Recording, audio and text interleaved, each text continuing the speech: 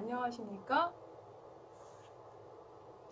오늘은 14장 2절 중적분 지난번 하던 거에 이어서 계속하겠습니다. 지난 시간에 예제 8번까지 했죠? 오늘은 600페이지 예제 9번을 하겠습니다. 그때 1절과 2절을 조금 왔다 갔다 하셔서 지금 계속 이어서 한다고 해도 어디를 하시는지 잘 모르실 것 같아서 참고적으로 600페이지 예제 9번입니다. 그럼 예제 9번에는 뭐라고 되어 있냐면 반복 적분의 순서 이런 얘기가 있어요. 그럼 순서가 지난번에 뭐 이렇게 중간중간 적분 순서에 대해서 얘기를 했는데 여기에서 말하는 적분 순서는 어떤 의미인가 한번 보면요. 적분해야 될 영역 D를 X축, Y는 X, 직선 X는 1로 둘러싸인 삼각형일 때 이런 함수 이중적분을 구하여라. 그럼 일단 적분해야 될 함수 먼저 보다 적분해야 될 영역 먼저 그림으로 표현하면 이런 영역이 되죠. y는 x, x축, x는 1로 둘러싸인 삼각형. 그런 영역에 대해서 적분해야 될 함수를 놓고 x로 먼저 딱 적분하려고 보니까 누가 봐도 x로 적분할 수가 없어요. 그렇지만 적분 순서를 바꿔서 만약에 y로 먼저 한다면 적분이 가능하겠죠. 그래서 얘는 편적분에서 x로 적분하면 안 되고 y로 먼저 적분하면 되므로 내가 얘를 선택적으로 어쩔 수 없이 y로 먼저 해야 되는 거예요. 아까 지난번에처럼 순서가 조금 바꾸면 계산이 빨리 된다, 쉽게 된다 이 차원이 아니라 얘는 y로 먼저 일단 해야 돼요. 그럼 y로 먼저 하려면 그 적분 이 영역을 나중에 할 x 구간을 상수 구간, 그래서 0에서 1까지, y는 식의 구간, 그럼 y축으로 y는 0에서 요 직선이 아까 y는 x였으므로 x까지, 그래서 y 구간은 0에서 x까지, x 구간은 0에서 1까지 적분을 하면서 y에 대한 편적분, 지난번에도 얘기를 했지만 이 y 변수로 적분을 할 때는 이렇게 x에 관한 식은 문자 상수처럼 놓고 적분을 하다 보니까 이렇게 되겠고, 그 적분 결과를 y 변수 자리에 x와 0을 대입해서 빼다 보니까 이렇게 x 적분을 해주시면 되겠죠. 그래서 x로 적분하시면 되는데, 사실은 이제 이 문제가 이렇게 D로 되어 있지 않고 만약에 x 구간 먼저 하게 되고 만약에 여기 있는 적분 순서 변수대로 y를 나중에 하는 걸로 돼 있으면 y는 0에서부터 1까지 x를 시기 구간으로 줬다면 x 입장에서는 얘가 y보다는 크고 1보다 작고 그 다음에 y는 0에서 1까지 이렇게 사실은 영역 D가 주어지지 않고 구체적인 구간으로 표현하면 이렇게 돼 있을 거예요 아마. 그런데 이렇게 구간 같은 영역을 x 먼저 관점으로 표현했을 때 얘는 이렇게 해선 적분이 되지 않으니까 적분 순서를 교환해서 이렇게 푼다. 그래서 이걸로 봤을 때는 분명히 예제 9번 외에 적분 순서를 반복 적분 순서라고 되어 있는데 얘가 뭔 얘기냐, 만약에 이렇게 x 먼저 돼서 이렇게 같은 영역이지만 이렇게 된다면 얘는 이쪽 적분으로 안 되니까 이와 같이 적분 순서를 바꿔서 하라, 뭐 이런 뜻이에요. 그러다 보니 그 다음 교과서 본문에 뭐라고 정리가 되어 있냐면 조금 전 예처럼 적분 순서를 필요에 의해서 바꿔야 된다면 이와 같이 한다. 여러분이 체감은 글이나 기호가 너무 많아서 복잡해 보일 수 있지만 얘는 처음에 주어진 이 구간을 어떻게 구간으로 이렇게 표시한 다음 바꿀 순서, 즉 내가 x와 y 순서를 바꾸려면 서로 교환하려면 나중에 할 적분 순서를 상수 구간으로, 처음에 적분할 거를 식의 구간으로 바꿔주란 얘기죠. 여기는 지금 y에 대해서 적분할 땐 y를 식의 구간, x를 상수 구간이었던 걸 그림을 그려서 아까 제가 화살표처럼 표시를 해서 영역을 바꾼 다음 바꾼 변수에 맞게 적분을 하라, 뭐 이런 얘기예요. 그러면 실질적으로 저렇게 이렇게 알고리즘처럼 글로 읽으면 잘 와닿지가 않잖아요. 그럼 바로 또 우리 교과서 본문 예를 한번 확인해 보겠습니다. 그러면 이와 같이 아까 뭐 구체적인 함수가 있는 게 아니라 뭔가의 함수가 있을 때 우리는 지금 적분 순서 바꾸는 연습만 해보는 거예요. 만약에 뭔가 y 변수를 이런 구간, x 변수를 이런 구간에 대해서 접근해야 되는 걸 필요에 의해서 얘네들 접근 순서를 바꿔야 된다면 그러면 저 영역을 그림으로 먼저 표시해야 된다는 거죠. 그래서 그림으로 표현하면 얘는 y가 루트 x보다는 작고 2분의 1x보다는 크고 x 구간은 0에서 4까지 그래서 저기에서 나타난 적분 구간을 그림으로 영역으로 표시하면 이런 영역이 되는 거예요. 근데 이 영역을 순서를 바꾸려면 x를 먼저 해야 되니까 y를 상수 구간으로 빼줘야 돼요. 그럼 같은 그림을 해석을 할 때 아까처럼 마지막에 나중에 x로 해서 x를 상수 구간, y를 식의 구간으로 봐서 y는 이쪽 작은 2분의 1x보다는 크고 y 입장에서는 루트 x보다 작다 이렇게 해서 y를 식으로 빼야 되는 게 아니라 x를 식으로 빼야 되다 보니까 똑같은 영역을 이번에 이렇게 x축으로 화살표를 그었을 때 x가 작은 쪽이 어느 쪽이에요? x 입장에서 요 곡선 요거보단 x가 크고 그 다음에 x 입장에서 큰 쪽은 이쪽이죠. 이 직선보단 작다로 분석을 해야 돼서 같은 이 식을 여기에서 x 작다에서 x는으로 바꿔주다 보니까 x 관점으로 바꿔주다 보니까 x는 y제곱 이 식이 그냥 뚝 떨어진 게 아니라 이 식을 x 관점으로 바꾸는 거죠. 이 식도 마찬가지예요. x는으로 바꾸다 보니까 식이 y는으로 돼 있던 거를 x는으로 바꿔준 거예요. 이렇게. 그래서 x는 요 포물선보다는 크고 x는 이 직선보다 작대 마무리 y를 상수 구간으로 하면 0에서 2까지다. 그래서 같은 영역을 다시 이렇게 접근 순서가 바뀌게끔 바꿔서 구간을 바꾼 순서에 맞춰서 요거 x로 먼저 접근 그 다음에 나중에 상수 구간인 y로 접근 이렇게 해주면 된다는 얘기가 되겠습니다. 그래서 순서 바꾸는 거 연습을 해봤고요. 그 다음 예제도 아마 순서 바꾸는 연습일 텐데 얘는 구간만 주지 않고 접근해야 될 함수까지 같이 주었죠. 그러면 저 함수를 접근하여라. 구간에 대해서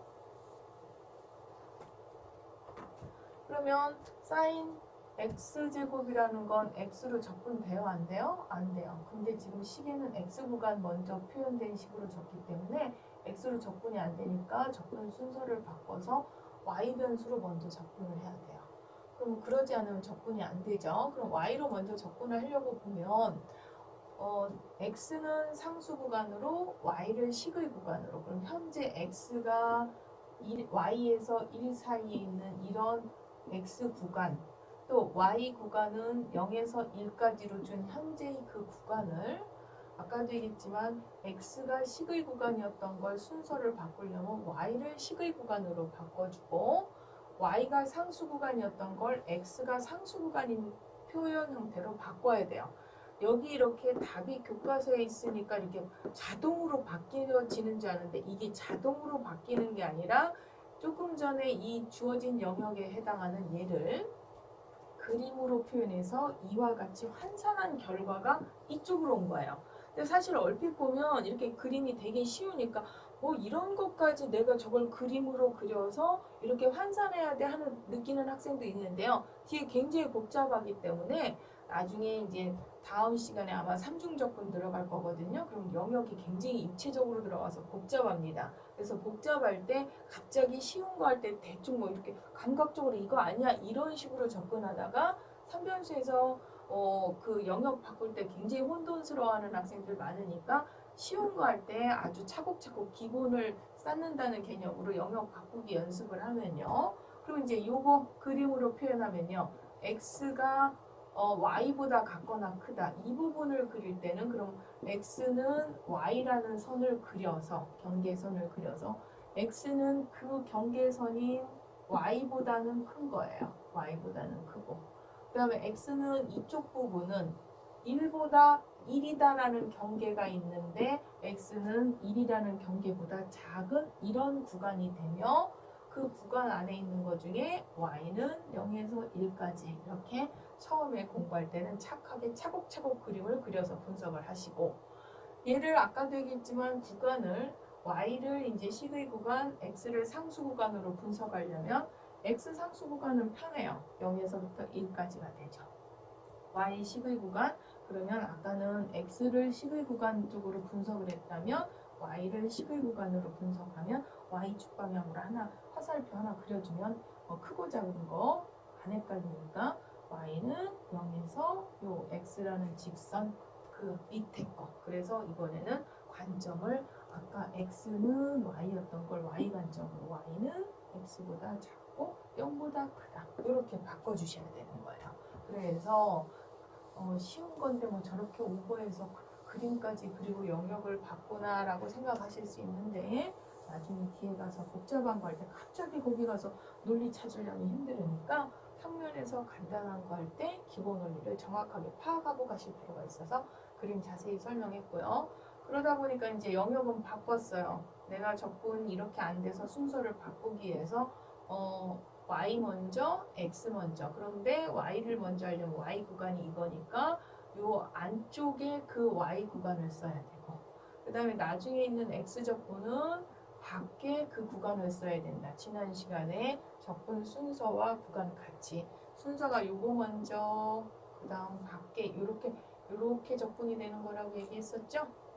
그래서 구간을 그 순서대로 쓴 다음 y에 대한 편적분 할 때는 얘는 상수 덩어리에 해당하죠. 그래서 y의 sin x 그런 다음에 구간 0과 x는 어느 변수? x자리가 아니라 y변수로 접근했기 때문에 y변수 자리에 집어넣고 정리해 주니까 이렇게 놓으니까 x에 대해서 뭐 치환을 얘처럼 암산을 해서 빼주시든 아니면 암산이 안 되면 간단한 치환을 해서 x에 대한 적분으로 마무리할 수가 있겠죠.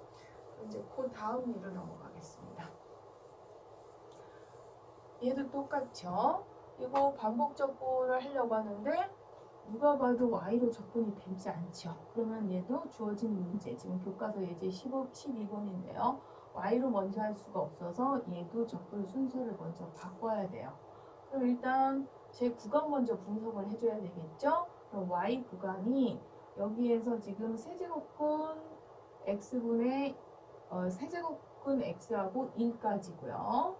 x 구간은 0에서 1까지로 준 이 영역을 그림으로 바꾸면 x는 상수 구간 0에서 1이지만 y는 세제곱근 x보다는 크고 y 입장에서는 세제곱근 x보다는 크고 1보다 작다. 이렇게 그림을 그린 다음 얘를 적분 순서를 바꾸기 위해서 y를 상수 구간으로 똑같은 그림이지만 해석을 하면 y 상수 구간은 0에서 1까지고요. 그 구간을 x를 11 구간으로 분석하려면 x축으로 화살표를 그린 다음에 x는 작은 0에서 시작해서 이 곡선까지. 그럼 x는에 해당하는 이 곡선은 아까 주어진 지금 y는 이 세제곱근 x를 y 관점이 아니라 x 관점으로 전환해서 x는 y 세제곱이라는 그 곡선보다는 작다. 그래서 x 구간은 y 세제곱에서 0 사이로 구간을 바꾼 다음 어떻게 돼요? 순서만 바꿔주면 되죠? 그러면 x로 y로 접근할 것이고 x 구간은 지금 환산한 0에서 y 세제곱 y 구간은 0에서 1까지 이렇게 되겠고요. 그래서 요거를 x로 편적분을 하면 그만큼은 상수 덩어리죠. 그래서 상수 덩어리 접근한 다음에 지금 현재 이 구간에 해당하는 y 세제곱이나 이런 거는 x 변수로 접근했기 때문에 x 자리에 집어넣어줘야 되는 거예요. 그래서 x 자리에 집어넣어서 정리하니까 이렇게. 그러면 이 식을 y에 대한 편적분, 뭐 치환을 해서 이렇게 계산하면 이렇게 나온다는 얘기가 되겠죠.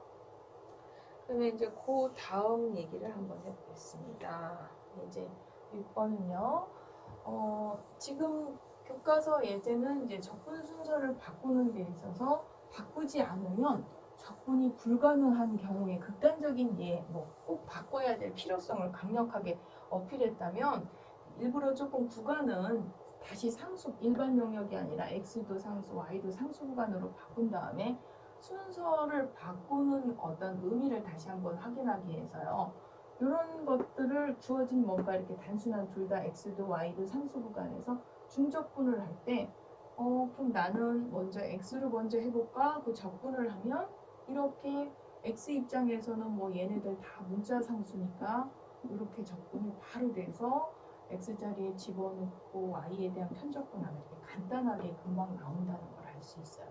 근데 적분 순서를 x가 아니라 사소하지만 y로 먼저 한다고 하는 순간 첫 번째 이 y 적분 자체가 그냥 기본 공식 이렇게 뭐 치환 암산 정도도 안 돼서 부분 적분을 해야 돼요.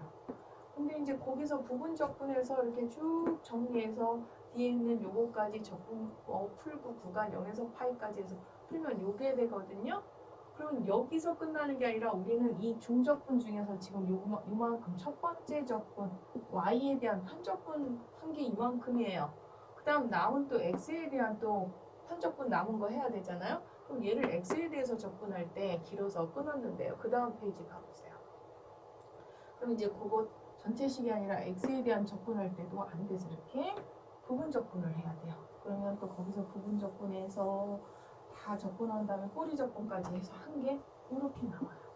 그러면 원래 그 마지막 단계식 지금 기억이 나시는지 모르지만 여러분이 지금 제가 PDF 파일로 다 보내주고 하니까 출력해서 보시는 분도 있고 출력을 안 하셨으면 뒤늦게 보셔도 되겠지만 요 과정이 요만큼에 대한 그 두 번째 x 적분에 해당하는 결과고요.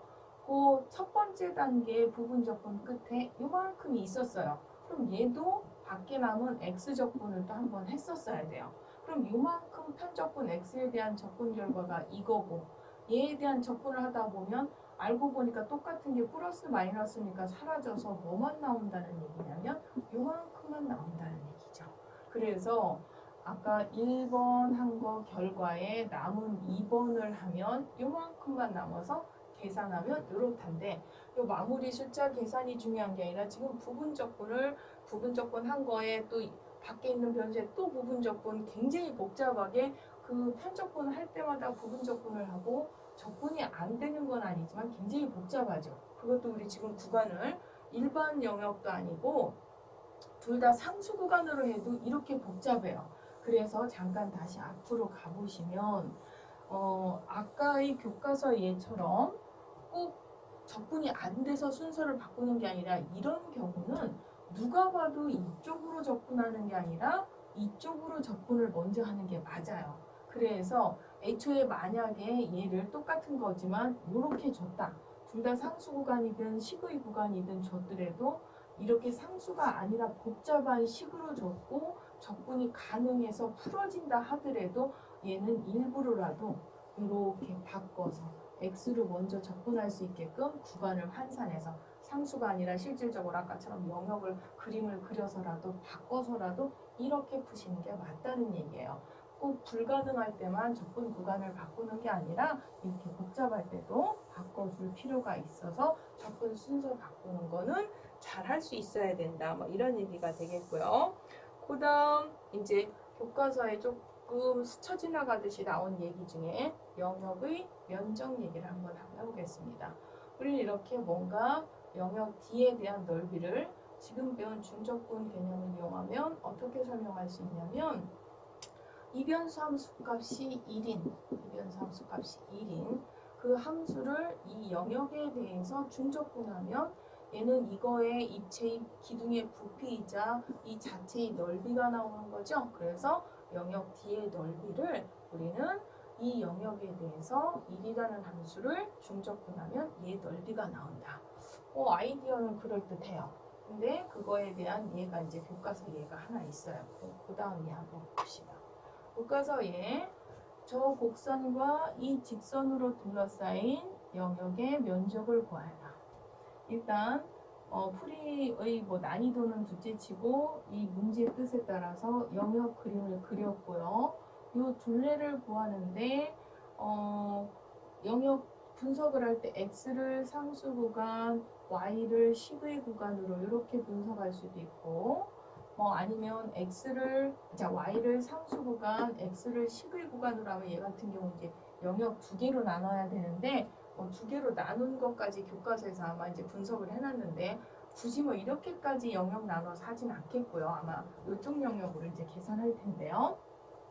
그럼 이 영역을 분석을 이렇게 이쪽으로 했다면 적분 영역은 y가 얘에서 얘까지, y장은 x제곱에서 x 플러스 2까지가 될 것이고요.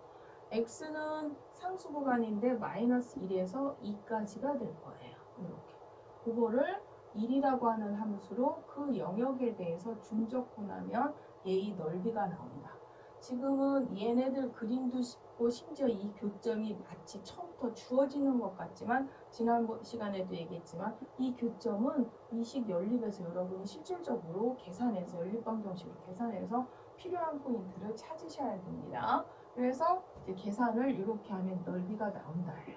그럼 첫 번째 y로 적분을 해봐요. 1이라는 걸 y로 적분하면 y였고 그 y 자리에 얘와 얘를 집어넣어서 뺀 거가 이게 나왔어요.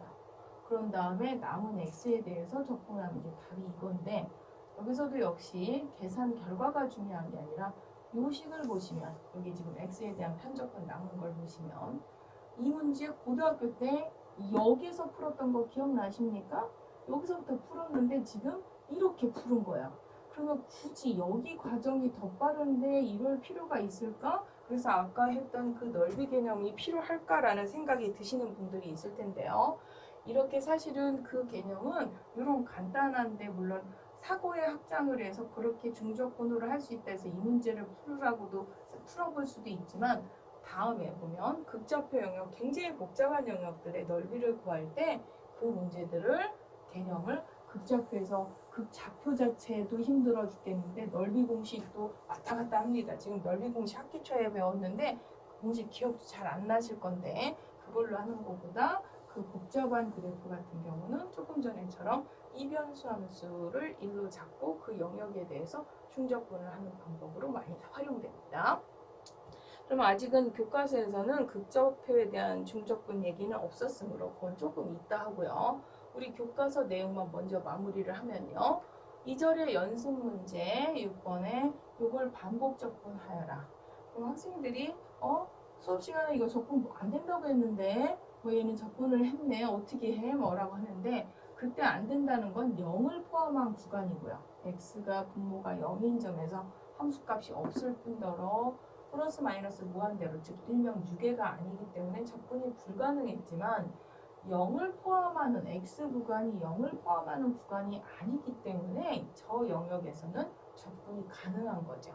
그래서 이제 얘를 계산해보면 그 다음 페이지 제가 그래서 혹시나 해서 계산 얘는 y에 대해서 적분, 편적분을 이렇게 x는 상수로 놓고 y에 대해서 적분한 다음에 y 자리에 얘와 얘를 대입해서 식을 정리하는 요거. 그럼 이제 얘를 x로 접근할 때 이 부분은 문제가 안 되는데 이 부분이 어떻게 돼요? 요거 루트 세제곱분의 x분의 1로서 지금처럼 아까도 얘기했듯이 1일 때는 문제가 안 되는데 얘가 0을 포함하는 구간 혹은 뭐 마이너스 1이나 0 이런 구간에서 얘 적분이 돼요? 안 돼요? 안 되죠. 그래서 1학기 때 일변수 함수에 적분해서 이렇게 분모가 0으로 갈 때 적분이 안 돼서 뭐로 뺐어요? 특이적분으로 마무리했죠. 그래서 특이적분으로 계산하는데 그러다 보니까 지금은 그걸 피해서 0이 아닌 구간이라 적분이 가능해서 답을 이렇게 마무리를 뺐지만 얘가 0이었으면 특이적분으로 마무리를 해서 즉 얘가 0으로 나와도 적분 불가능이다로 끝나는 게 아니라 특이적분으로 계산을 해서 빼주시면 된다는 얘기예요. 근데 이쪽 특이적분을 이렇게 0으로 빼서 계산하면 즉 굉장히 복잡해요. 함수값이 지금처럼 플러스나 마이너스 무한대로 가는 특이적분은 조금 여러분한테 부담스러울 것 같아서 특이적분을 지금 어차피 나왔으니까 하나는 해보는데 함수값이 플러스나 마이너스 무한대로 가는 게 아니라 영역, x 영역이 그때 일변수에서도 함수값이 무한대로 가는 경우도 있지만 x가 플러스나 마이너스 무한대로 갈 때의 특이적분을 일변수에서 해봤듯이 이변수에서도 그 영역이 즉 x나 y 영역이 이렇게 무한대로 갔을 때에 대한 특이적분을 하나 한번 해보았어요. 그리고 우리가 13장에서 그림 열심히 그려봤죠? 확인해봤죠? 저 그림은 어떻게 되는지 알 것이고요. 그런데 뭐 그림이 중요한 게 아니라 여기 요 점에서 우리 적분 안 되죠. 그럼 어떻게 됐어요? 일변수에서 저렇게 무한대로 갈 때 이 적분은 일단 우리가 적분 가능한 구간인 문자 상수 구간으로 적분한 다음에 그 그 A를 무한대로 보내는 극한으로 투스텝으로 계산을 했죠. 그래서 일단 정적분을 이 문자상수 적분 구간으로 정적분을 계산한 다음에 그 A의 극한을 계산하는 방법으로 특이적분을 했다면 1변수가 아니라 지금 2변수에 대한 특이적분은 각각 얘 구간도 또 특이적분을 해야 되니까 문자상수 구간으로 하고 그 B를 역시 무한대로 보내는 이런 투스텝으로 계산을 해주면 되겠죠. 그럼 이제 하다 보니 A에 대해서도 극한, B에 대해서도 극한. 물론 이쪽 식으로 분석을 하면 X와 Y에 대한 편적분이지만 결과식은 A와 B식으로 나타날 텐데 그거를 조금 더 멀리 잘 이렇게 식을 보면 X식과 Y식의 곱으로 표현되며 둘 다 비록 문자상수지만 상수 구간이에요. 그러면 강조했던 공식 중에 하나가 계산에 굉장히 효율적인 거, 공대 학생이 알아두면 굉장히 빠르게 계산할 수 있는 거. 이변수 함수가 1변수, 즉 X식과 그 다음에 Y식의 곱으로 분리될 수 있을 때는 이와 같은 중적분을 각각 낱개 변수에 대해서 1변수 적분해서 곱해도 된다고 했던 공식이 있었어요. 근데 얘 이렇게 곱하기 상태로 되니까 X는 X대로 Y는 Y대로 이렇게 적분을 해서 곱한 거예요. 그래서 X변수는 X변수 구간, 지금 이 구간은 지금 X구간으로 설정됐고요. Y변수는 Y변수 구간. 그럼 이제 일단 이 중적분을 좀 단순하게 하기 위해서 1변수 함수의 적분 곱으로 바꾼 거예요. 그 공식을 이용해서. 그런 다음 그 다음 단계 여기서 이제 계산하면 아까도 얘기했지만 얘는 뭔가 A식으로 나올 거고요. 얘는 뭔가 B식으로 나오겠죠. 그거를 각각 A와 B에 대한 극한을 마무리하는 과정에서는 A 극한할 때는 얘는 B식으로 나오니까 상수 덩어리라 앞으로 빠져나가겠죠. 이렇게 앞으로 빠져나가겠고. 그럼 이제 이만큼만 먼저 계산할 거고요. 그러면 식을 이렇게 바꿨을 수 있을 것이고 그러다 보니까 얘는 A에 대한 식을 A에 대한 극한, 얘는 B식에 대한 B의 극한. 그래서 이거 적분 마무리 계산해서 0과 B 대입해서 극한으로 마무리하면 계산값은 이거다. 마무리 극한 계산도 중요하지만 우리가 이변수 함수에서의 특이적분도 있고 함수값이 아까 그 예제처럼 플러스나 마이너스 무한대로 가는 유형에서의 특이적분도 있지만 구간이 무한대로 가는 특이적분도 이와 같이 계산할 수 있으며 이렇게 분리해서 계산할 수도 있고 거기다가 극한까지 빼내는 이런 기교를 좀 설명해 주고 싶어서 이 예제 특이적분 예를 갖고 와서 한번 풀어보았습니다. 그 다음에 이 얘기도 꼭 해주고 싶었어요. 일변수 함수에서의 평균. 우리가 일변수 함수에서의 그 평균값 정리의 적분 버전이라고 제가 강조했던 그 부분에서 함수의 평균값을 굉장히 강조했어요. 사실은 우리가 1학기 때 그 중간고사 별도로 기말고사 별도로 보지 않다 보니까 제가 이 문제를 못 냈는데 예전에 이렇게 따로따로 낼 때는 꼭 평균을 확인했던 문제 중에 하나인데요. 평균 공식이 뭐였어요? 우리는 적분한 것을 그 구간으로 나누면 평균이 된다고 했어요. 근데 이제 이거를 뜻을 모르고 외우면 이해가 안 되고 얘가 왜 이렇게 했는데 평균이지? 그 평균값 정리를 적용하다 보니까 평균인가가 아니라 그때도 그림 쉽게 가장 쉬운 거 예를 들어서 y는 x 같은 거 그 다음에 그것도 생각하기 쉽게 1까지를 한번 생각해봐요. 그러면 우리는 이 f 함수를 0에서부터 1까지 적분한 이 실질적인 이 넓이는 이 0에서부터 1까지 fx, 즉 이 fx가 수없이 바뀔 거 아니에요? 수없이 바뀌는 값에 뭔가 평균값이라고 할 만한 그 후보, 이 후보를 이 구간 전체에 대해서 다 곱한 거나, 즉 0에서부터 수없이 변화무쌍하게 바뀌는 이 값을 요 평균값 후보에 해당하는 얘에다가 전체 구간 이만큼을 곱한 거랑 이 적분값이 똑같으면 이 값은 이 변하는 값의 평균으로 받아줄 수 있지 않느냐. 그래서 얘가 이렇게 평균이 됐고, 그럼 이런 평균 역할을 하는 건 기하학적으로 재해석하면 평균의 이 길이를 곱한 게 그 구간의 적분과 일치하는 상황이다 해서 평균이었어요. 그럼 이변수함수에서의 평균, 이건 일변수에서 평균이었으니까요. 이변수함수에서의 평균도 비슷한 방법으로 유추할 수가 있겠죠.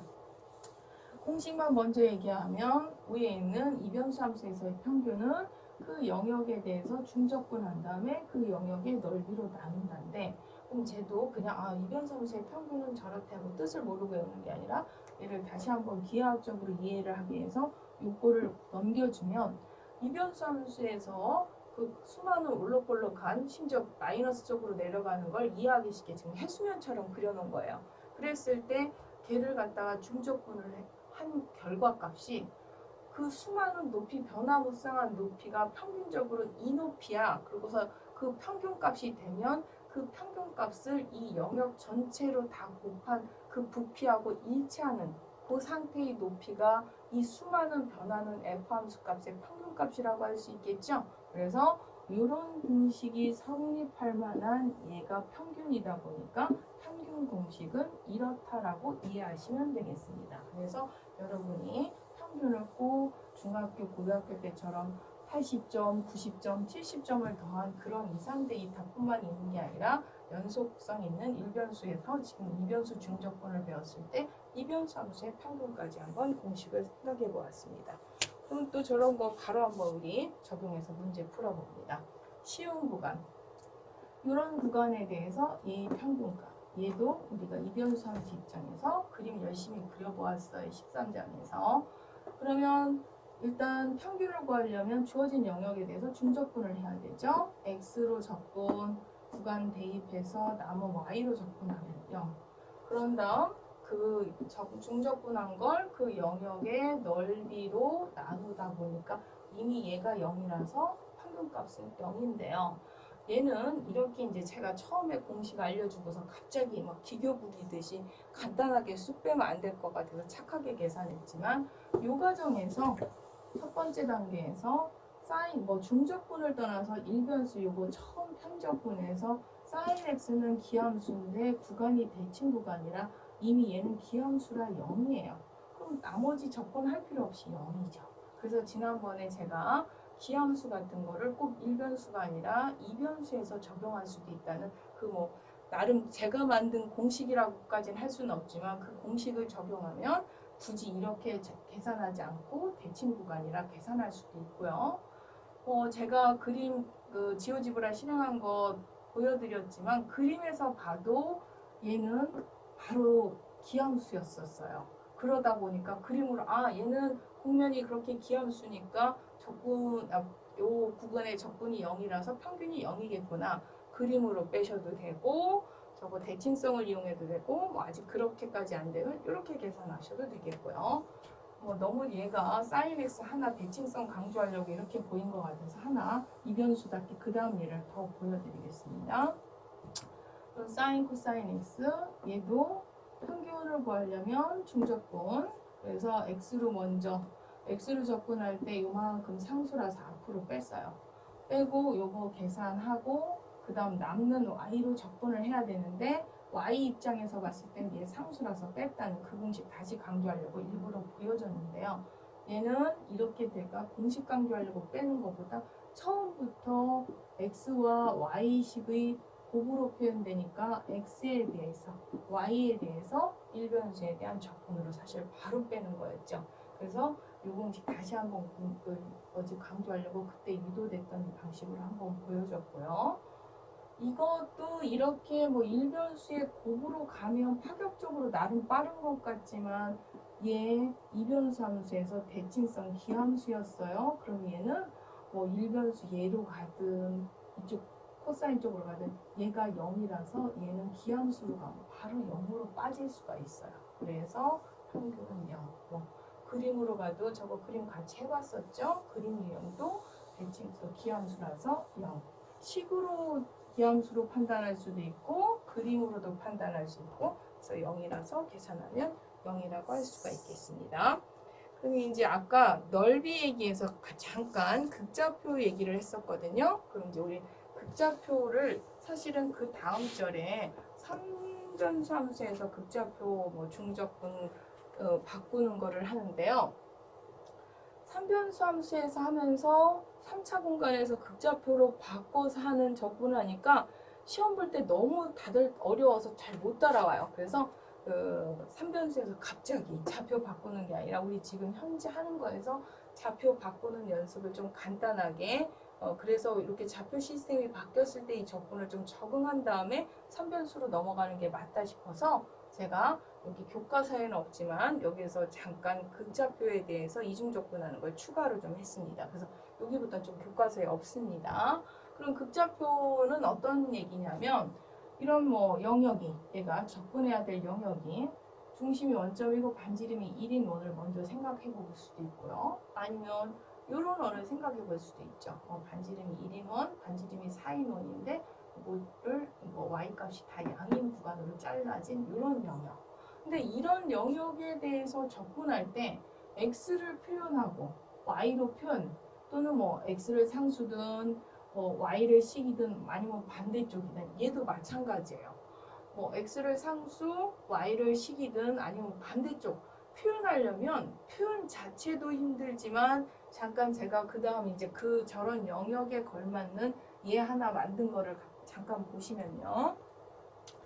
그래서 특히 이제 저 첫 번째 것도 그렇지만 이 두 번째 영역을 구간으로 xy로 표현한 이런 영역 밖에를 제가 D2라고 표현했고요. 지금 안쪽에 있는 원을 D1이라고 표현했을 때 D2, D1 선으로 표현한 다음에 걔를 저 안에 있는 그 내부 영역 R로 표현하려면 D2에서 D1을 뺀 영역이 돼요. 그럼 뭔가 이런 이제 조금 이따 문제를 바로 이어서는 풀어보겠지만 이런 함수를 저런 영역에 대해서 접근하려면 이와 같은 xy 구간을 D2에 대해서 접근한 다음에 D1 접근을 빼야 될 뿐만 아니라 그 중에서 이 전체 계산 중에서 요만큼만 먼저 보면 요만큼만 그것도 D1 쪽은 얘보다 숫자가 좀 편한 상태인데요. 그러면 y가 이렇게 식으로 줬으니까 얘는 y로 먼저 구간 이렇게 잡고 x 구간 이렇게 잡았어요.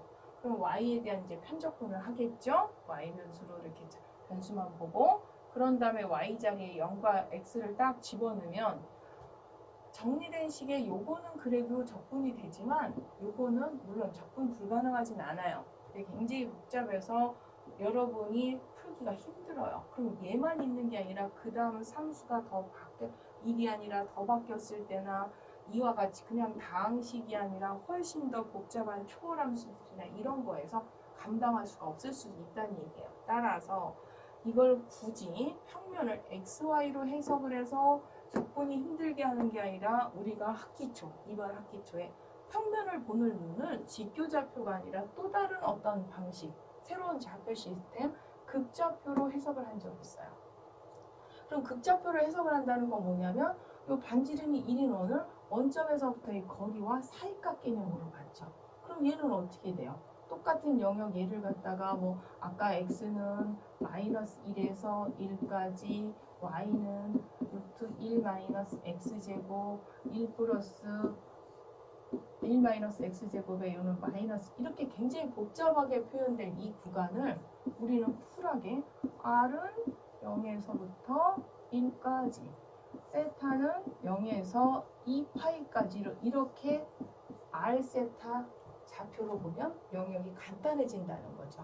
그러다 보니까 r도 상수 구간, 세타 입장에서도 상수 구간으로 표현되죠. 그럼 얘도 마찬가지예요. 아까 저쪽에서 이와 같이 이렇게 복잡하게 그것도 뭐 이 영역 끝이 아니라 이걸 또 빼서 계산해야 됐던 얘를 극좌표 개념으로 봤을 때는 그럼 어떻게 돼요? 이 부분은 똑같이 r이 1이에요. 요 선은. 근데 r은 그 1보다 크죠. 요거는 r이 얼마예요? 반지름이 2원이니까 2죠. 그럼 r 입장에서는 0에서 2까지고 편각 세타 입장에서는 0에서부터 어디까지예요? 2파이가 아니라 편각은 0에서부터 파이까지. 굉장히 불편하게 느껴졌던 영역을 극좌표 관점으로 보면 r도 상수 구간, 세타라는 변수 입장에서도 상수 구간 하나로 아주 간단하게 표현된다는 거죠. 그러다 보니까 가끔 영역이 저렇게 나타나는데 나는 평면 영역이 직교좌표 xy로밖에 중적분을 못하는데 하고 접근할 게 아니라 xy를 이렇게 R과 세타로 바꿔서 접근하는 게 좋지 않겠느냐. 그럼 이제 영역을 바꾸는 건 이해가 됐어요. 그래요? 가끔 영역이 불편하면 이와 같이 이런 나중에 굉장히 불편한 그나마 이쪽 간단한 쪽이 이거지만 훨씬 복잡한 것들 많거든요. 그럼 이렇게 가기 싫어서 극좌표 영역으로 영역을 바꿨다면 접근해야 될 함수는 어떻게 돼요? 영역 구간을 다 R과 세타 시스템으로 분석을 해놨으니까 접근해야 될 함수들도 여기 있는 X나 Y들을 다 뭘로 바꿔야 돼요? R과 세타로 바꿔야 되겠죠? 그래서 우리는 평면에 있는 어떤 그 XY를 R 세타로 바꾸는 변화 시스템 기억나십니까? 요거였어요. 근데 그때 X를 R과 세타로, Y를 R과 세타로 바꾸려면 R 코사인 세타, R 사인 세타로 바꿨어야 되죠. 그래서 여기에다도 바꿔야 돼요. 그럼 일단 접근 시스템을 기존에 있는 직교좌표를 영역이 굉장히 저렇게 불편해서 누가 봐도 극좌표에 좀 친화적인 영역이라 이 영역을 직교좌표에서 극좌표로 환산을 하다 보니까 접근 함수도 다 극좌표 시스템 극방정식으로 바꿨어요. 근데 문제는 뭐예요? 뒤에 있는 여기 접근소죠. 접근소, 접근 변수가 지금 직교좌표계에서는 뭘로 바뀌어요? dy, dx나 혹은 순서에 따라서 dx, dy였던 걸 우리는 지금 변수들이 다 뭘로 바뀌었어요? r과 세타로 바꿨으니까 접근도 dr과 d세타로 해야 될 거 아니에요? 그러면 나는 지금 저거 불편해서 xy 직교좌표가 불편해서 r세타로 바꿨으니까 이제 다 바꿨으니까 dx, dy를 dr, d세타로 바꿨으니까 접근할 거야 라고 막 쓰는 게 아니라 우리가 마치 x1변수에서도 필요에 의해서 변수 변환해서 t든 u로 치환할 때 그 바뀐 변수, 접근 변수에 어떤 관계가 있듯이 여기서도 dx, dy와 dr, d세타 접근 변수에 상호 관계가 있을 거예요. 그래서 그 관계가 어떻게 되는지를 알아서 마무리로 얘네들만 영역과 함수만 바꾸는 게 아니라 접근 변수까지 바꾸는 방법을 배운 다음에 이 문제를 가서 풀어보기로 하겠습니다. 그럼 이제 그 다음 접근 변수, 극좌표계에서의 접근 변수 바꾸는 방법 보겠습니다.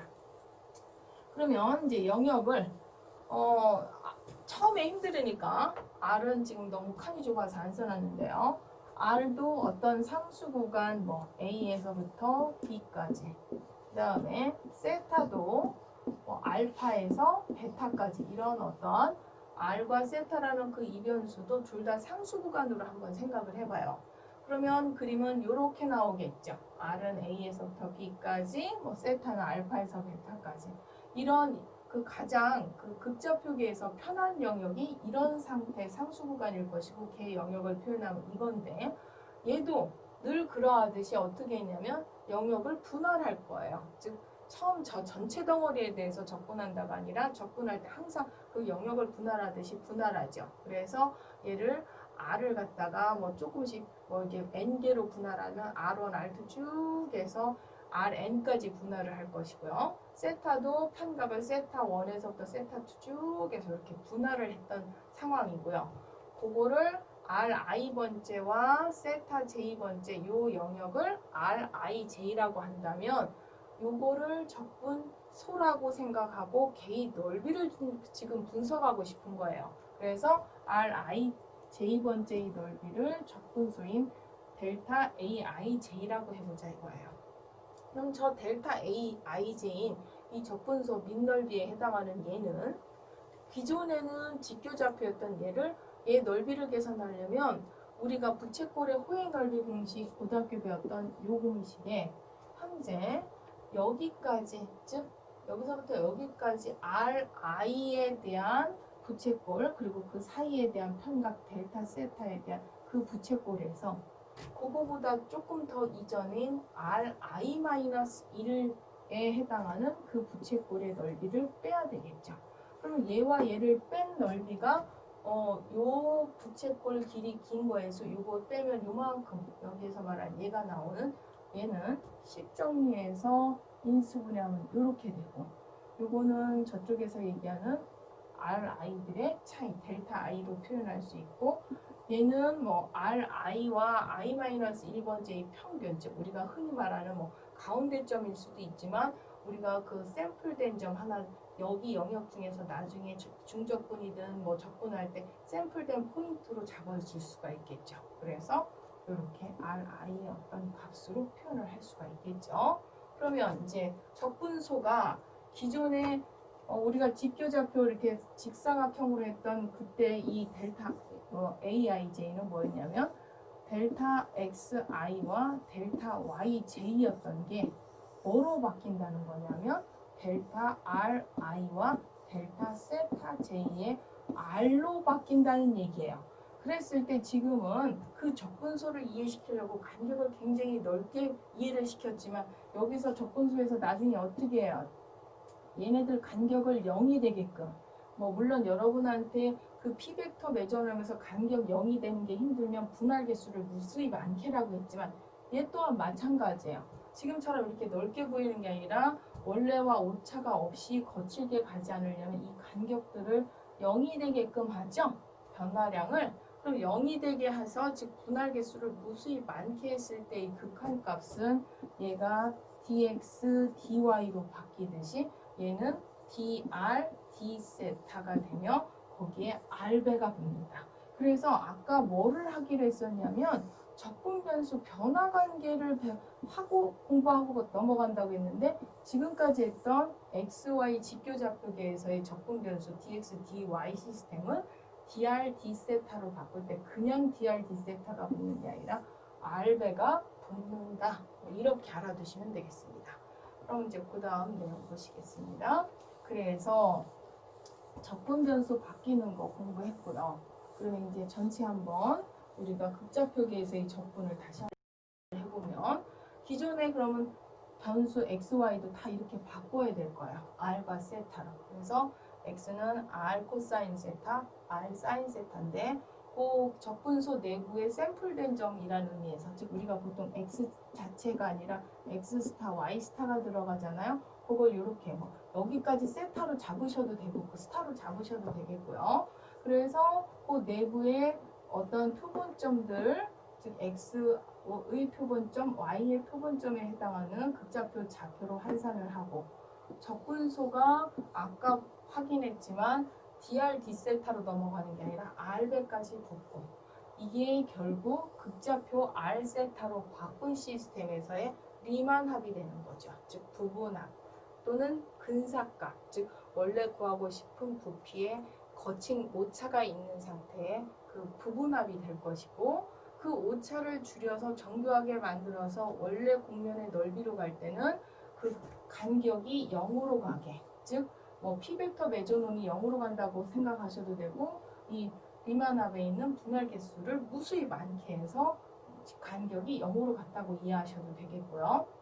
그래서 그 무수히 많게 해서 그 극한값을 계산했을 때 그 극한값이 어떤 하나의 수렴값을 갖는다면 그 값을 극좌표에서의 중적분이라고 할 수 있지 않느냐. 그래서 그 중적분을 극좌표에서의 중적분을 이렇게 정의한다. 표시를 이렇게 한다. 이렇게 얘기가 돼요. 그래서 r세타로 바꾸고 적분 변수 이거 물론 여기에서는 이게 r 구간, 이거는 세타 구간. 그래서 극좌표에서의 중적분을 어떤 함수와 변수 이런 구간까지 한번 확인해 보았어요. 적분 변수까지. 그럼 그 다음에 그래서 여기에서 이렇게 기호 리만합의 극한까지 보니까 여러분이 이해가 안 되실 것 같아서 그 다음 페이지에 결과에 해당하는 거 우리가 흔히 말해서 여러분 좀 이렇게 시각적으로 한번 다시 해줘야 저 단어는 결과라고 썼지만 학생들은 너무 복잡한 식에 눌리면 결과인데 결과로 잘 인식을 못 하시는 것 같아서 강조해서 우리가 XY 직교좌표의 영역을 R세타로 바꿔서 극좌표에서의 이중적분은 이렇게 한다. 이렇게 한번 확인을 해줬고요. 그럼 아까 해보겠다는 그 예제 넘어가서 해보겠습니다. 아까 그 영역 그림으로 줬던 걸 사실 식으로 표현하면 이렇게 돼요. 즉 그 그림이 이런 식으로 표현되고 이 식을 그 그림으로 또 다 표현할 수 있어야 돼요. 요 식은 그림으로 아까 충분히 많이 봤으니까 바로 문제로 넘어가겠습니다. 요 영역에 대해서 얘를 중적분하여라. 적분 함수가 문제가 아니라 이 영역이 문제였죠. 저 영역을 우리는 XY 직교좌표로 하고 싶은 마음이 없어요. 표현은 가능하지만 얘로 안 하고 싶은 거예요. 그래서 뭐로 바꿔서 xy 영역을 처음부터 극좌표로 바꿔서 그럼 뭐도 바뀌겠어요? 얘네들 함수도 바뀌고 적분 변수도 바뀌겠죠. 그래서 아까 잠깐 가서 봤던 그 다음 얘가 풀어놨던 게 이렇게 가면 힘들어서 직교로 안 가겠다는 얘기예요. 그럼 이제 극좌표로 바로 넘어가겠습니다. 그러면 영역 아까 R 그 그림에서 미리 분석을 해줬죠? 그 영역은 R은 1에서 2, 세타는 0에서 파이. 그러면 영역을 이렇게 극좌표로 환산했으니까 적분할 함수도 다 뭐로 바꿔야 돼요? 극좌표 식으로 바꿔서 x는 r 코사인 세타, y는 r 사인 세타. 그러면 적분 변수 dr d세타에다가 r배까지. 그러면 얘는 결론은 r에 대해서 적분하는데 이거에 r배를 한 다음에 적분을 하라는 거니까 얘에다 r배를 한 다음 r에 대해서 적분한 거예요. 그래서 물론 구간은 지금 여기 안쪽이 r 구간, 밖에는 이제 세타 구간을 쓴 거죠. 그것도 r과 세타라도 똑같은 논리고요. 그래서 r에 대해서 적분하고 r 자리에 1과 2를 집어넣어서 정리하면 세타 변수. 그래서 세타에 대해서 적분하면 사실 이것도 뭐 특히 이쪽이 아니라 코사인 제곱 금방 안 나오는 부분이에요, 여러분. 근데 이거 1학기 때 배웠죠? 사인 제곱 적분하는 방법으로 적분해서 계산하면 이것까지 막 쓰면 또 너무 길은 것 같아서 중간 계산 끊었습니다. 계산하면 이렇게 나오겠습니다. 그러면 그 다음 예제 11번. 그러면 처음에 극방정식을 너무 과하지 않게 그냥 그림이 다 주어졌다면 실질적으로 이런 게 더 현실감 있는 예죠. 저 Z 공면과 Z는 0으로 둘러싸인 입체의 부피. 그림 다 압니다. 이제 이 정도 그림 다 아시죠? 얘도 그림 알아서 일부러 이 정도는 이제 이 정도면 그림 너무 많이 그린다 싶어서 이건 그림 생략했는데요. 둘러싸인 부피를 구하려면 일단 적분해야 될 영역을 찾아야 돼요. 근데 적분해야 될 영역을 찾을 때 공면이 어느 쪽이 더 높은 쪽이에요? 이렇게 마이너스 된 얘가 낮은 게 아니라 얘가 위로 볼록한 포물면인 거잖아요. 그럼 Z값이 얘가 더 크고 Z는 0이라고 식으로 표현했지만 얘는 XY 평면. 그래서 Z값이 큰 게 얘고 작은 게 얘. 그럼 이거와 이거로 둘러싸인 부분. 그러면 얘에서 얘를 뺀 걸 적분하면 되는데 얘는 0이니까 결국 얘만 적분하면 돼요. 지금 영역 구간에 써 있지만 나중에 적분해야 될 함수는 얘라는 걸 미리 한번 확인해 줬고요. 그럼 저 함수를 적분해야 되는데 적분 영역은 어떻게 되느냐? 그러면 얘와 얘가 만나서 생기는 공통 XY 구간을 찾아야 돼요. 그럼 얘와 얘가 만나서 생기는 공통 XY 구간은 얘와 얘를 공통 구간, 연립방정식을 부르니까 이렇게 즉 적분 영역이 저거예요. 저건데 조금 전에 봤듯이 얘가 뭐예요? 원이에요. 그러다 보니까 원을 XY로 표현하면 이렇게 되죠. 얘가 불편한 게 아니라 제가 잘못 썼네. 이게 너무 마음이 급했네요. Y고요. 얘가 X입니다. 이거 Y가 여러분 뭐 고쳐 쓰셔야 돼요.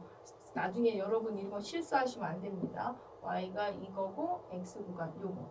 근데 얘 중간 계산 써놨다가 너무 길어서 줄였지만요. 이쪽으로 가면 이런 부분 포함돼서 이쪽 적분 불편해요. 그래서 원으로 나타나는 이런 영역을 직교좌표 영역이 아니라 그 다음 페이지에 극좌표로 바꿔서 하겠다는 얘기예요. 그러면 중심이 원점이고 반지름이 1인 원을 극좌표로 바꿔서 영역을 표시하면 어떻게 돼요? 중심이 원점이고 반지름이 1인 원이니까 R은 0에서부터 1까지, 세타는 0에서부터 2파이까지. 원은 안 그리셔도 저 R과 세타 영역 찾으실 수 있을 것 같아서 그림은 생략했고요. 그러면 그 영역을 극좌표 영역에서 적분해야 될 함수 아까 조금 더 Z값이 높은 공면 얘를 적분해야 되는데 이미 영역을 R과 세타로 바꿨으므로 이 적분할 함수도 다 R과 세타로 바꾸면 얘는 이렇게 돼서 이 X제곱 Y제곱을 R제곱으로 바꾼 다음 적분 변수도 dr d세타로 바꾸되 걔는 세트처럼 항상 R이 붙어서 오는 거죠. 그럼 R로 먼저 이렇게 구간, 세타 구간 적분해야 돼요. 근데 R 배를 해서 적분하려고 해서 적분을 하면 되는데 잘 보니까 얘는 R식, 세타식 구별이 없이 세타가 1로 보면 지난번에 아까도 했었지만 f 함수가 즉 이변수 함수가 x와 y로 f로 쓰면 헷갈리시죠? x와 그 다음에 y로 분리가 되면 각각의 일변수 적분의 곱으로 갈 수 있듯이 지금처럼 r 세타 함수가 있는데 얘가 r 함수와 세타 함수로 곱으로 분리가 되면 얘는 얘대로 적분 fr 세타에 얘가 만약에 어떤 주어진 영역에 대한 중적분이 있다면 비록 중적분이지만 얘는 r은 r대로 적분 그 다음에 세타는 세타로 일변수 적분을 하되 여기서 적분 변수가 dr d 세타로 갈 때는 그냥 dr d 세타가 아니라 r배가 붙어서 이쪽에 r배까지 해서 적분을 하는 거죠. 그래서 여기 r배한 거 r로 적분, 세타는 1로 적분. 얘는 2파이로 빠지고 얘는 r에 대한 일변수 적분으로 마무리를 하시면 되겠습니다. 그래서 극좌표에서도 요거 쓸 수 있다는 걸 공식처럼 하나 꼭 써주고 싶었는데 현장에서는 사실 이런 수업할 때 여러분이 뜨하겠지만 거의 막 90분, 108분 할 때 막 이것도 공식이라고 막 써라고 했는데 너무 많이 집어넣는 것 같아서 공식으로 집어넣지는 않았지만 이렇게 계산하시면 계산이 빨라서 일부러 좀 그 공식 기법을 보여주려고 이 문제를 한번 뽑아보았습니다. 그 다음 예로 넘어가겠습니다. 그러면 지금까지는 극좌표로 바꿔서 중적분을 해봤고요. 그 다음 이번에는 그 극좌표도 R은 상수, 세타도 상수, 즉 둘 다 상수 구간일 수도 있지만 세타는 상수 구간이지만 R이 식의 구간으로 줄 수 있죠. 그러면 이런 극좌표계에서의 일반 영역 이런 그림 하나 생각할 수 있죠. 세타는 알파에서 베타인데 R이 이렇게 변하는 거죠. 이런 영역에 대한 적분은 어떻게 될 것이냐. 그러면 이게 너무 불편하면 조금 현실감 있는 다음 예에 나올 이런 거. 얘는요. 중심이 1,0이고 반지름이 1인 원인데 극좌표 입장에서는 R은 0에서부터 이 직교방정식을 극방정식으로 바꾸는 극좌표계에서 그 11장에서 배웠던 걸로 바꾸면 이게 되거든요. 그 세부 계산은 생략하겠습니다. 보기 앞에서 했기 때문에. 그럼 이 극방정식 R은 2 코사인 세타보다는 작고 0보다는 크고 편각 세타는 0에서부터 2파이까지 이렇게 표현되다 보니까 편각은 상수 구간이지만 R이 이렇게 변하는 변수 구간으로 표현되는 이런 것들을 적분할 때는 변수 구간 R에 대한 즉 식으로 주어진 R 먼저 적분하고 그 다음 나중에 상수 구간인 세타로 적분하면 된다. 그럼 지금처럼 세타는 상수지만 R이 변하는 경우도 있지만 반대로 어떤 경우도 생각할 수 있냐면요. R은 고정 상수 구간이지만 세타가 그 R에 따라서 바뀔 수가 있어요. 이런 그림이 충분히 가능합니다. 그래서 세타가 R에 따라 바뀔 때 얘는 처음에 한꺼번에 두 개 다 하면 힘들어서 식은 안 써놨지만 얘 같은 경우는 어떻게 돼요? 그러면 이걸로 바꿔서 먼저 적분해야 돼요? 세타로. 그 다음 R로. 그러면은 여기에 있는 구간도 여기에 있는 세타에 따라 변하는 H1R 그 다음에 H2R로 바뀌겠고요. R은 바퀴 구간 R1 그 다음에 여기가 R2 이렇게 바뀌겠죠. R1, R2. 물론 함수는 같은 함수로 바꿔서 구간이 저런 식으로 표현되고 물론 R배는 여기에 같이 자동으로 붙는 거죠. 적분 변수. 그렇지만 순서는 이렇게 바뀔 수 있다는 거. 그럼 이제 편한 이쪽 흔히 자주 나타나는 요거에 대한 내용을 한번 확인해 보겠습니다. 조금 전에 그 영역이 나오는 예인데요. 문제는 저 공면으로 둘러싸인 내부의 부피. 그럼 저 공면들 그림을 다 그리실 수 있어야 돼요. Z는 영쪽은 XY 평면인 거 R일 거고요. 이쪽 그 경계 영역은 Z는 X제곱 플러스 Y제곱 이런 포물면. 반복적이지만 이런 그림이고요. 그럼 첫 번째 여기까지 하면 이 포물면보다는 Z가 작고 XY 평면보다는 큰 영역, 즉 포물면 밑의 영역을 얘기하는 거죠. XY 평면 위에서. 그 다음에 요거의 내부 부피, 그럼 내부는 조금 있다 생각하고 얘가 어떤 평면인지를 알아야 돼요. 그럼 얘는 요 식만 먼저 표현을 바꿔보면 바꾸다 보니까 이렇게 누가 봐도 중심이 1,0이고 반지름이 1인 원이에요. 근데 이게 평면, XY 평면 문제가 아니라 3차 공간의 문제인데 Z가 없다는 건 이런 단면을 Z쪽으로 쭉 평행 이동한 원이 아니라 원 기둥으로 바뀌다 보니 얘는 이러한 단면이 1,0으로 이동되고 반지름 1인 원을 Z쪽으로 쭉 평행 이동시킨 이런 원기둥이 되겠죠. 그래서 저기서 말하는 세 개의 공면 다 그렸어요. 그런데 요거의 내부, 그럼 원기둥 내부 중에 이 포물면 밑에면서 XY 평면 사이에 있는 거 누가 봐도 이 부분의 부피를 요구하는 거예요. 그럼 저 부피를 구하려면 어떤 영역에 대해서, 즉 이 원기둥 단면에 해당하는 이 영역에 대해서 어떤 함수를 이 밑에의 부피니까 이 포물면 이 함수를 적분해야 되겠죠. 즉 적분할 함수는 얘고요. z는 x제곱 플러스 y제곱이고 적분할 영역이 얘였던 거예요. 그래서 갑자기 아까 그림 설명한다는데 시계는 여기서 적분 영역이라고 하는데 결과를 먼저 써놓은 이유가 이거죠. 그래서 적분 영역이 이건지 분석했어요. 그러면 원이었고요. 그럼 원 같은 경우는 뭘로 바꾸는 게 지금 좋다고요? 극좌표로. 이거 극좌표로 바꾸는 과정 계산 연습하셔야 됩니다. 여기서 지금 11장에서 배웠던 거를 다시 또 막 그 평면에서의 좌표 바꿔서 계산하는 건 생략하지만 거기에서 충분히 연습이 되셔서 이걸로 바꾸실 수 있어야 되고요. 바꿔야 되겠지만 그러다 보니까 세타는 마이너스 2분의 파이에서 파이. 그러면 이런 영역에 대해서 이 함수를 중적분할 거죠. 그럼 그 다음 페이지에 보시면 결과는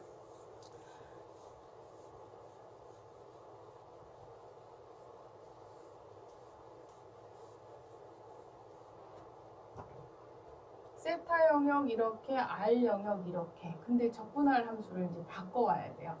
이렇게 직교 방정식을 영역을 다 R과 세타로 바꿨으니까 적분할 함수도 극방정식인 R 세타로 바꾸면 이렇게 되겠죠. 그래서 적분할 함수는 이거를 주어진 이 영역에 대해서, 그럼 적분소가 dr d 세타만 붙는 게 아니라 적분소에 같이 R배가 붙어서 오죠. 그러면 원래는 R제곱을 적분했어야 되는데 요 새로 붙어지는 R배까지 해서 R의 세제곱을 R에 대해서 R 세제곱을 적분하다 보니까 이렇게 되고 R 자리에 집어넣은 이거 코사인 4제곱 적분은 1학기 때 배웠듯이 짝수형이니까 반값 공식들을 한 번이 아니라 얘는 2번 써야 되는데 중간 계산 제가 생략했습니다. 너무 길어서 여기서는 이제 전체적인 큰 흐름만 파악해야 되지 이런 것까지 디테일하게 다 마무리 계산하기엔 너무 복잡해서 결과만 썼지만 반값 공식을 한 번이 아니라 2번 해서 마무리해 주셔야 되겠습니다. 그 다음 예를 보겠습니다. 얘는요. 지금 극방정식에서 아까 여러 가지 예를 했지만 직교좌표에서도 넓이가 어떻게 한다고 했어요. 그 넓이를 구하는 관점을 그 영역 D를 그 영역으로 잡고 이변수 함수를 1로 잡아서 그 영역 D에 대한 1을 중적분하면 D의 넓이가 나온다고 했듯이 극좌표에서도 기본 원리는 똑같을 거예요. 그럼 극좌표계에서 뭔가 넓이를 구할 때 그 영역을 1이라는 함수로 극좌표에 이중적분을 하면 된다는 얘기죠. 그래서 그거에 대한 예를 그 다음에 갖고 있습니다. 요 곡선 극방정식 기억나시나요? 우리가 극방정식 그 극좌표계에서 했을 때 본문에는 없지만 연습 문제 여러 번 나와서 한번 같이 해봤던 그런 방정식인데 무슨 타입인지 기억나십니까? 연주형이죠. 연주형 앞에서는 본문에 없어서 넓이 계산할 때 저런 R 제곱형에 대한 넓이를 계산해 보지 않았을 거예요. 그래서 이렇게 복잡한 그 곡선에 대한 넓이를 계산할 때는 우리 극방정식은 맞는데 쟤를 극방정식에서 넓이 공식은 분명히 R로 배웠는데 쟤는 R제곱은 어떻게 하는 거지? 또 이렇게 힘들게 갈 게 아니라 그러면 쿨하게 얘 그림을 그려서 영역을 분석한 다음에 그 영역에 대해서 1이라는 함수를 적분하면 된다가 되는 거죠. 그럼 제 영역 그림이 너무 많이 그려서 생략하고 싶지만 여기 판각이 4분의 파이를 중심으로 이렇게 되는 유형이었었죠. 이렇게. 그리고 얘는 서로 대칭이 돼서 이 연주형 넓이를 요만큼 넓이를 몇 배 해주는데요? 4배. 그럼 여기 판각 0에서부터 4분의 파이까지 R은 어떤 R? 이 R이 얘죠. 지금 R제곱에 해당하는 R. 요 곡선까지. 그래서 편각 세타가 0에서부터 4분의 파이까지 각각 움직일 때마다 그 R 곡선에 해당하는 R은 0에서부터 2R까지. 이걸 그림을 이렇게 막 몇 번을 그려도 나중에 딴 얘기하는 학생들이 많은데 R이 이 곡선이라 0에서부터 여기까지. 0에서부터 여기 이 R까지. 그래서 R 영역은 이렇게 세타는 0에서 4분의 파이까지 영역으로 분석한 다음에 2를 중적분한 다음에 4배. 그러면 DA는 DRT 세타의 R배. 그래서 R에 대해서 지금 먼저 적분해야 되니까 적분하면 이렇게 돼서 구간 대입한 다음에 세타 적분. 그래서 연중으로 이렇게 복잡한 넓이지만 이 공식 아까 어디다 쓰나 하지만 이렇게 극방 정식에서 굉장히 효율적으로 잘 쓸 수 있는 공식 중에 하나가 되겠습니다. 그 다음 예를 한번 해보겠습니다. 아까 극방 정식으로 극좌표계로 바꿔서 적분할 때 보통 우리 교과서에도 그렇고 세타는 고정 상수 구간이고 그 R이 바뀌는 경우가 있었는데 이번에는 R은 고정 상수 구간이면서 세타가 변하는 유형을 제가 한번 골라봤어요. 그럼 예를 들어서 R은 3세타분의 파이 1, R은 2, 세타는 0으로 둘러싸여 있으면서 1사분면의 영역. 그러면 R은 1, 이거 알 것이고요. R은 2 아실 거고 세타는 0. 그러면서 여기 있는 R은 3세타분의 파이다. 우리 학기 초에 어떤 그림 그려봤어요? 조금 더 상수 조절해서 R은 세타분의 1 그림 그렸어요. 세타분의 1과 얘 굉장히 다른 데가 아니라 세타분의 1에 3분의 파이 상수 조절만 한 거예요. 그 세타분의 1하면 얘가 되게 이렇게 좁았잖아요. 그림 보기가 힘들어서 상수 조절 조금 해준 겁니다. 그래서 세타분의 1에 상수 조절을 한 요 세타분의 1 유형의 그림에 요 R은 1, 2, 세타는 0, 그리고서 1, 4분면 요 사이에 있는 지금 요 영역을 요구하는 거예요. 그럼 제 영역을 기존의 방식처럼 세타를 상수 구간으로 고집을 하면, 그러니까 세타를 상수 구간으로 고집하면 R은 1에서 2까지는 0에서 6분의 파이까지. 왜냐하면 요 곡선이 R이 2일 때 만나는, 즉 이 곡선과 R이 2일 때 만나는 점. 그럼 R이 2일 때 세타는 얼마가 되냐면 6분의 파이예요. 그 다음에 요 점 R은 1과 이 나선형이 만나는 요 점은 R이 1일 때는 3분의 파이예요. 편각이. 그러다 보니까 R은 1에서 2까지는 6분의 파이.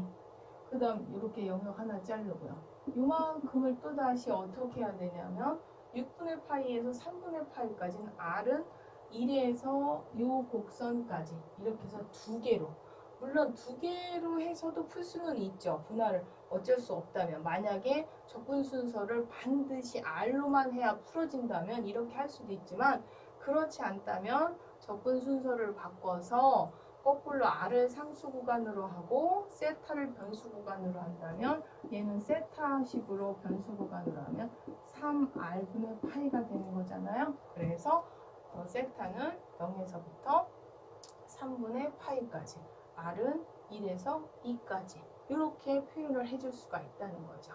그래서 R을 고정시키고 세타가 R이 이거일 때는 6분의 파이고 R이 2일 때는 3분의 8이고 이렇게 세타가 R에 따라 왔다 갔다 바뀌는 그런 식으로 영역을 분석한 다음 그 다음 계산 결과를 보면 걔 넓이는 물론 그 영역을 1로 적분하면 걔 넓이가 나오죠. 근데 지금 영역 분석을 세타를 10으로 해놨고 R을 상수 구간으로 했기 때문에 적분 변수 순서를 이렇게 바꿔서 세타 변수 먼저 변화는 R10을 줬기 때문에 세타를 먼저 접근해야 되고요. 이 접근소가 이 DR, D세타일 때는 R배가 붙잖아요. 근데 보통 R 먼저 접근했는데 이번에 세타로 접근해야 돼요. 그럼 세타로 접근하면 뭐가 돼요? R을 세타로 접근하면 R은 문자 상수처럼 놓고 세타로 접근하니까 R 세타가 되고, 현재 이 0과 이 값은 어느 자리에 들어가야 돼요? 세타 자리에. 세타 자리에 집어넣고 남는 R 변수로 접근하면 계산 결과는 이렇게 되는 거예요. 그래서 마지막 저 예제까지 극방 정식에서 보통 얘가 세타가 상수 구간이라 그렇게만 하시는데 R이 상수 구간이고 세타가 변수 구간일 수도 있는 예까지 한번 확인해 보았습니다. 그래서 극좌표계에서의 이중 접근까지 연습해 보았습니다. 오늘 공부 수고하셨습니다.